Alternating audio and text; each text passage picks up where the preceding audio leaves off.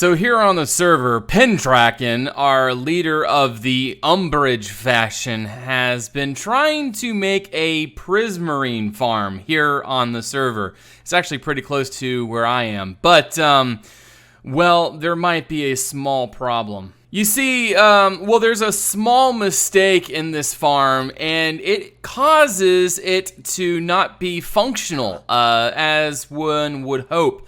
And, well, the only way to fix this problem is by eradicating our rather, outrageous, what would you call this? Infestation of guardians that you see before us. So, we are going to get everybody together and try to eradicate all of these guardians in the attempt of fixing this farm. So let's see if we can actually do this.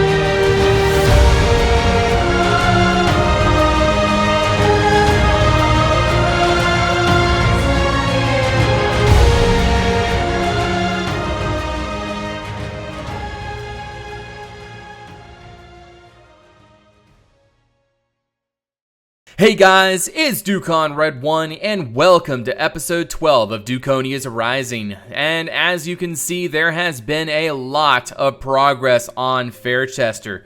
And I mean a lot. There has been, I have been actually doing a lot of off-camera work on this castle of recent. And also, I have been filling in these foundations with both Tarago and Aquotis, who have been a huge help, and Fingolfin helped a little bit as well. So if you see where all that dirt is, that is all solid cobble inside of that wall, and this is one solid castle. And so yeah, let me give you a quick little show through what's going on here. So as you can see, there has been some updates. Now, the causeway obviously has not really seen any updates, except for I've filled in the whole foundations or the whole base of this platform and the Barbican with cobbles. So that is solid all the way to the ground. So there is no air pockets.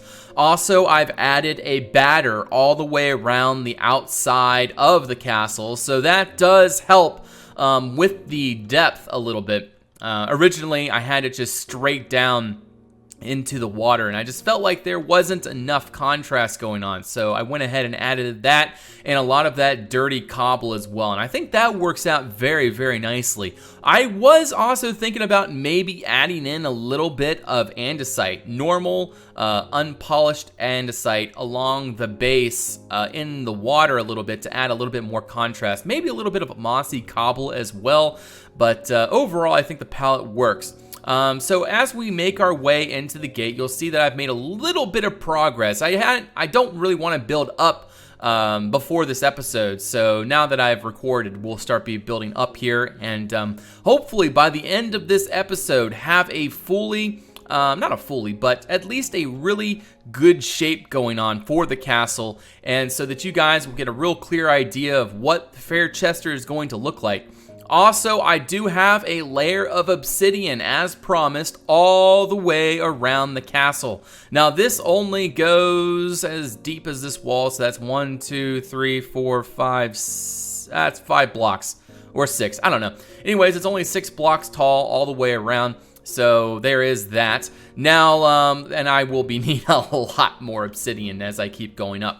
All right, the next thing to talk about is these platforms on the outside. These are all going to be gardens, so this is all going to be green with, like, I don't know, plants, maybe the little miscellaneous things like, you know, maybe a bush or two. You guys have already heard that whole spiel, so looking forward to seeing how that all turns out. There will be little wooden footbridges along in between each of these spaces. There will be no way to access these platforms other than all the way back here. Now, I'm trying to figure out how I want to design this. I was thinking possibly adding a little extension back here as a sort of Barbican type deal, and it would have 2 openings, one going this way and one going the other way, with 2 little drawbridges, and then it would have a sort of murder hole kill box thing in there, and then of course a portcullis and a swing gate leading into this tower, and then there would be a servant's type way in order to get out, and also a lord's way. So I got to figure that whole out, how I want to do that. And again, it would all be sort of gardens and things back here. Now, this is the Lord's Tower, but the bottom level here, we of course can adjust into being sort of a communal type thing, so servants and other types can access these gardens as well.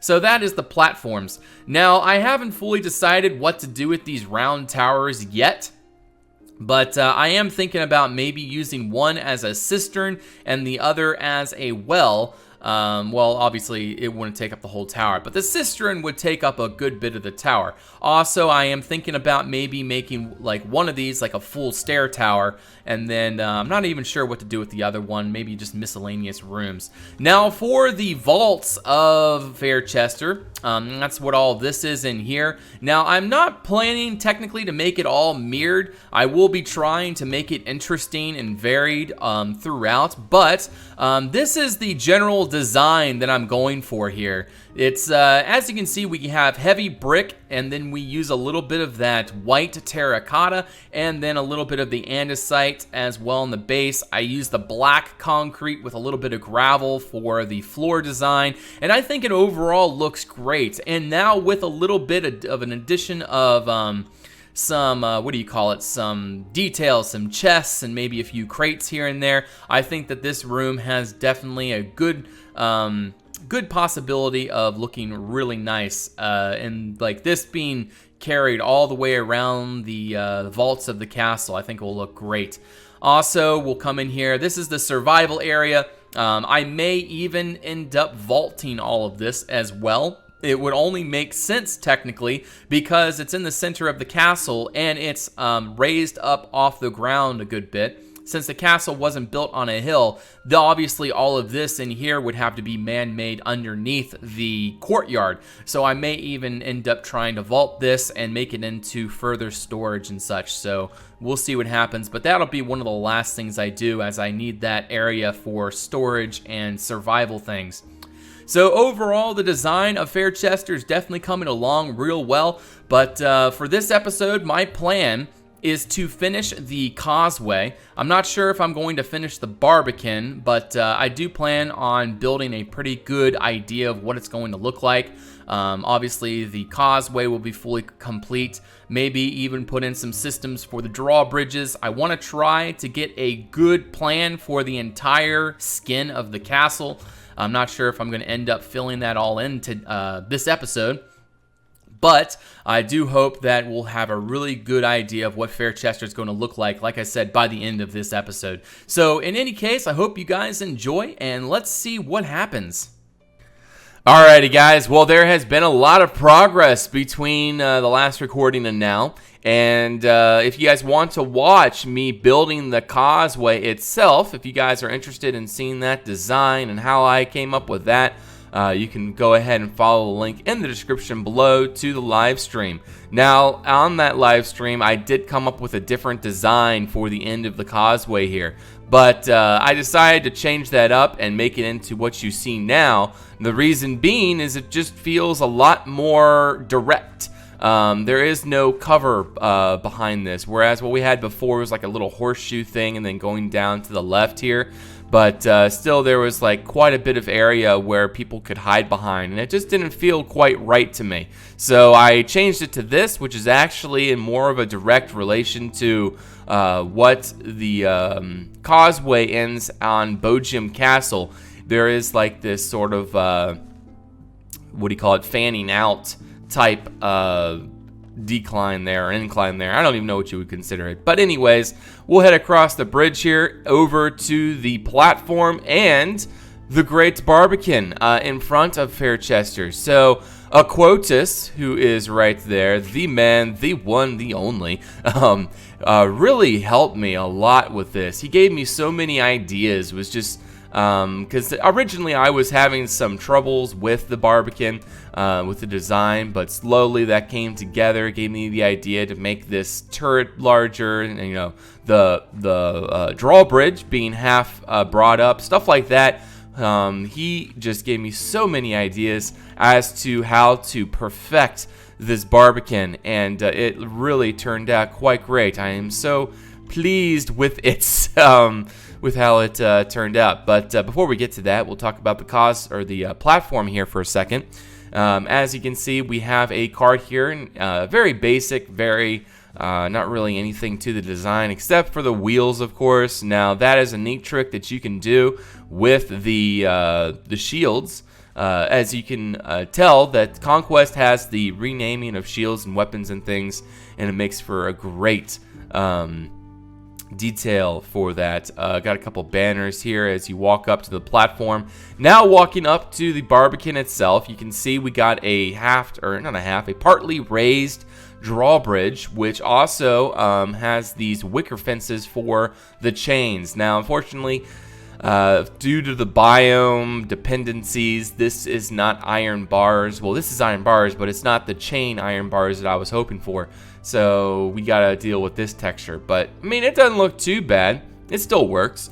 Now, as you come up, the defensive nature of this Barbican is very well thought out. I was trying to come up with a design that would ensure a proper defensive capabilities of this Barbican.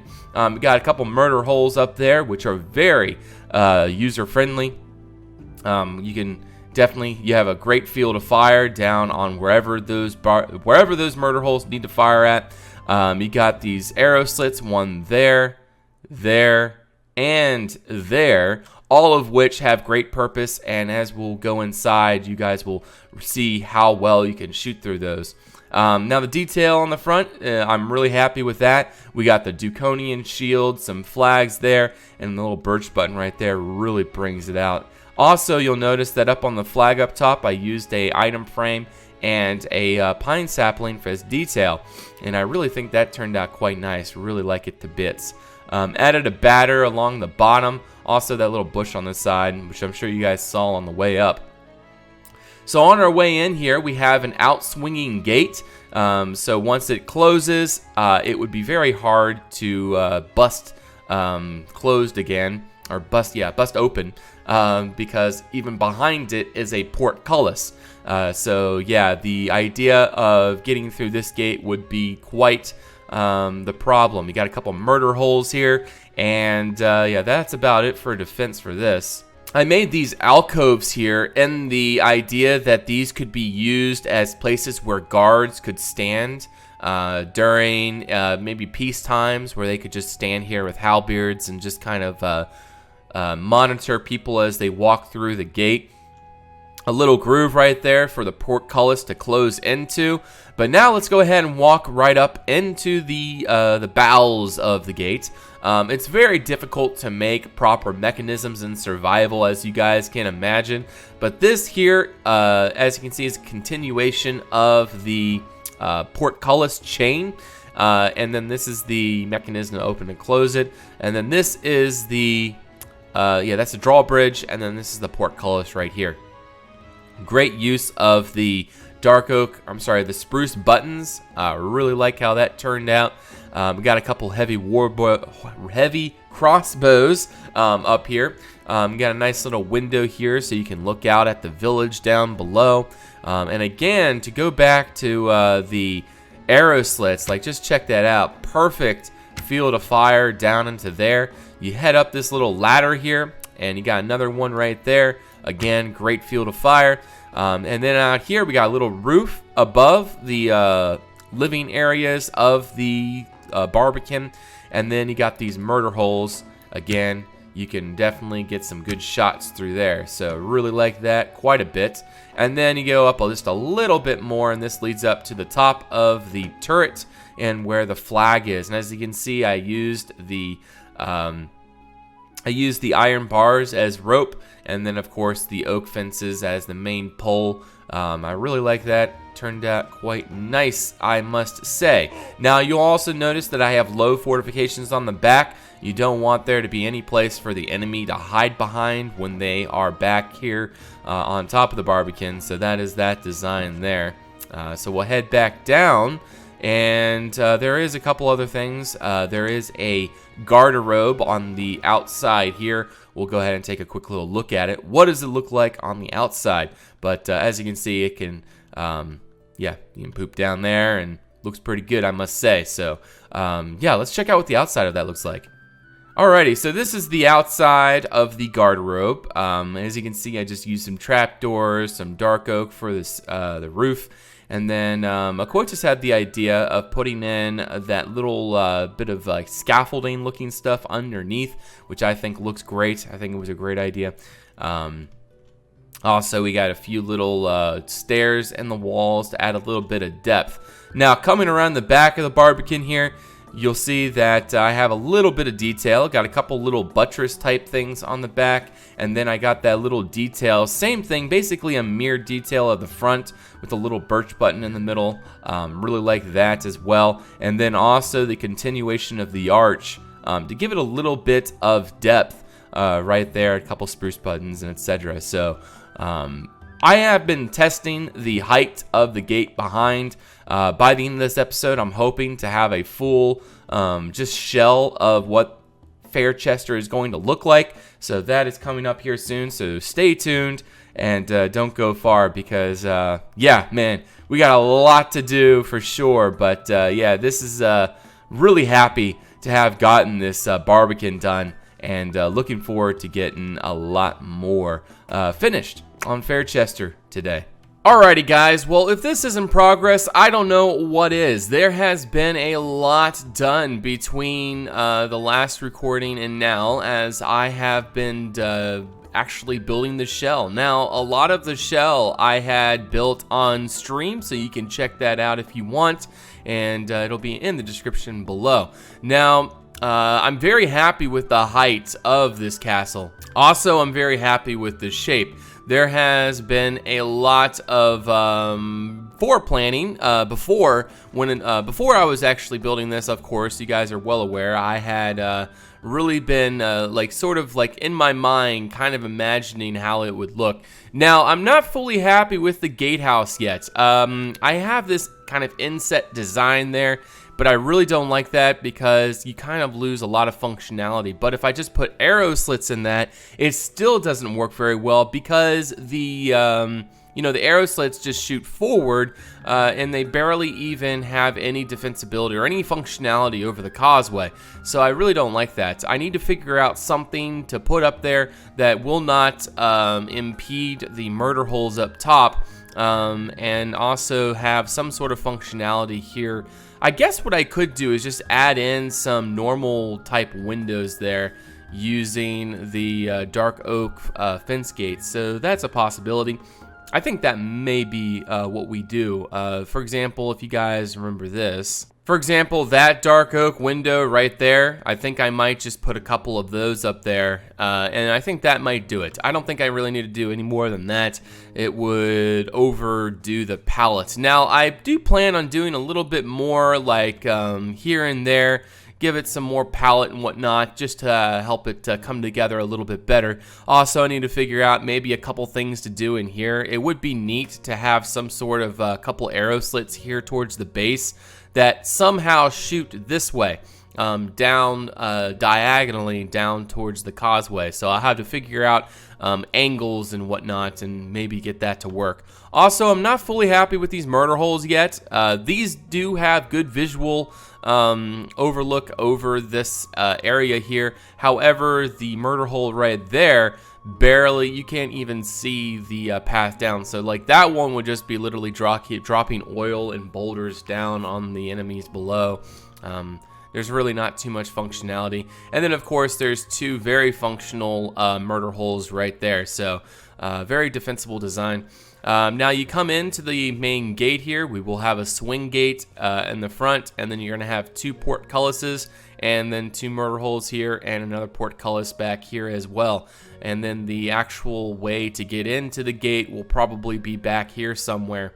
There will be a couple buttresses on the end here, so there will be that separation to give us a nice little you know, something going on there instead of it just being a flat wall. So on the courtyard side, you'll see that this is all coming together. We're gonna have three great big windows in the wall of the Great Hall here. And over here is going to be the guest residence. You got the chapel there, and then of course the lord's or duke's residence right there. I need to come up with some real actual names for each of these. The stables will be over there. Same thing with maybe a couple servants' quarters and things. Now I'm kind of bummed about the chapel. For I don't know how this happened, but I somehow overlapped this tower with the chapel wall, so it's not flush with the wall, causing this little bit of asymmetry here. Now obviously asymmetry can be a good thing, and if utilized right and done right, I can definitely work with that and make it look pretty good for the chapel. But I was kind of hoping for an open space and then like a big window and everything to try to bring it all together. But now it's going to be a little bit more difficult to center this chapel, unless if I do some major replanning, but obviously I really don't want to do that. So I have been kind of planning out the floors. Now, do realize that just because these floors are just completely square and they're not really anything interesting, that's not how it's going to be. There will be partitions and lots of different things just to make it seem very unique all over the place. There will be no standardized interior. It's all going to be very unique throughout. Now, it does feel smaller, and the reason for that is because I've closed off these towers with dirt so that we know the foundations and everything. So there is, of course, a lot more space around the castle to be utilized. Same thing with these round towers. If we can look in here, a lot of space in these round towers as well. Well, not a lot of space. It's just going to be this open chamber all the way up. But yeah, I mean, there's a lot of space that we still need to utilize. But still, one way or another, you still got the vaults underneath all of this. And then there's going to be 2 floors above this, and then the attic space for the roof. But that being said, another thing that I actually just got a comment on the video, I have been considering doing this, and I think it might be a good and unique idea. Out on that field over there, let me get a better view actually. So the comment suggested to make a full-out military camp, and honestly, I really like that idea. Now, this is way down the road when I have time to do so, and also, of course, post Faerchester, but I now am thinking it would be a good idea to set up a whole military camp all out in that plains biome there, of course, beyond the range of this castle, but it would be neat to have a bunch of siege towers set up. I'm not sure if you guys, there's this World of Warcraft cinematic trailer that was released. It was one of their most recent ones, and it was a army of humans attacking this stronghold that was taken over by the orcs and the elves, and it showed this army displayed in front of the castle, and it just really inspired me, to how I imagine it would look. It would obviously require a lot of wool, so I will definitely have to keep that under consideration. But I think it would be cool to have an army displayed. Now, it would not be in the attack mode. I don't think that I would have it like all attacking already, or like fires and everything. It would just be displayed out there and preparing for attack, because I don't like things that are, what would you say? I don't like things that are destroyed or ruined. I don't want to have holes in Faerchester or whatever. I definitely want there to be plenty of, I just want it to look new and nice and everything. But one way or another, I think Faerchester is definitely coming along, and really happy with the overall, how this all turned out. Now, all this brick, this is only 4 double chests of brick that I've used so far, and I still have 4 more on me that I have harvested. And so I hope that that'll be enough. I have decided, by the way, to not continue the obsidian layer. That would just take me way too long, and this is my last day of break that I'm on right now, so it just doesn't make sense for me to spend all that time harvesting obsidian when I could be getting progress done on the castle. So one way or the other, we're still going to have a nice looking castle just without the obsidian layer. But anyways, I hope you guys enjoyed this episode, and I hope that it inspired you maybe one way or the other, and I hope you guys like how Faerchester is coming along. Now, I would say probably next episode we'll have finished most of the fortifications along the top, and some other things of that nature, so don't miss out on that. So if you like this video and you want to see more Faerchester down the road, don't forget to hit that comment, or that like button down below. Comment, let me know what you think, and like I said, to see more, subscribe. That is a great way of these videos showing up in your feeds, and so that you can see them in the future. But yeah, like I said, I hope you enjoyed this episode, and I will see you on the next one. Till then, bye-bye.